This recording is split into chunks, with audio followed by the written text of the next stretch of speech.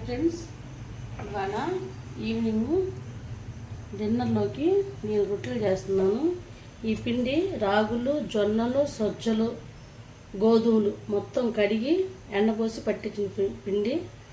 ఇది తింటే ఆరోగ్యానికి మంచిది. వేసవికాలం ఎక్కువగా ఈవినింగ్ చేస్తూ ఉంటాను నేను రొట్టెలు.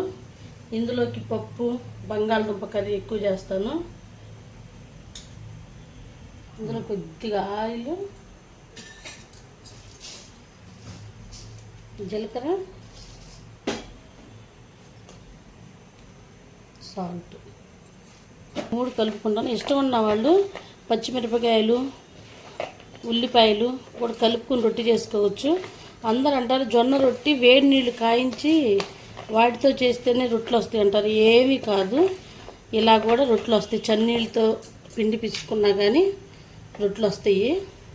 చూడండి, ఎక్కువ నీళ్ళు కాకుండా నీళ్ళు మోయినంగా వేసి పిసుక్కుని ఒక పావు గంట అయినా కానీ పక్కన పెట్టుకున్న తర్వాత చేసుకోండి. రొట్టెలు అయితే మామూలుగా చపాతీలు లాగానే వస్తాయి. మీరు కూడా ఒకసారి అలా ట్రై చేయండి. ఇంకా ఫ్రెండ్స్ కలుపుకున్నాను. ఇది ఒక పావు గంట సేపు మూత పెట్టేసి పక్కన పెడతాను. పావు గంట తర్వాత రొట్టెలు చేసుకుంటే మామూలుగా చపాతీలు లాగానే వస్తాయి. ఖర్చుకోవటం, ఇరిగిపోవటం అసలు అలాంటివి ఏమీ ఉండవు. పిండి కూడా మెత్తగా ఉంటుంది. ఇష్టం ఉన్న వాళ్ళు ఇందులో పచ్చిమిరపకాయలు, ఉల్లిపాయలు వేసుకుని కూడా చేసుకోవచ్చు. కానీ నేను అలా చేయట్లేదు.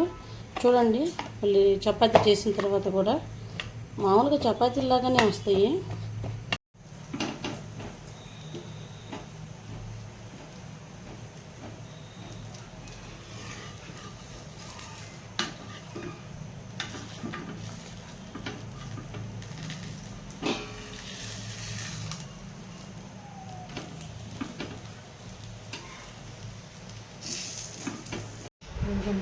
చపాతీలు, గోధుమ పిండి, గోధుమలు, జొన్నలు, రాగులు, సజ్జలు మొత్తం కడిగి ఎండపోసి మరబట్టించి చేస్తున్నాను ఫ్రెండ్స్. ఇవన్నీ ఇలా ఇరిగిపోకుండా చక్కగా ఇలా చన్నీళ్ళతో కలుపుకున్నా కానీ ఇలా వస్తాయి.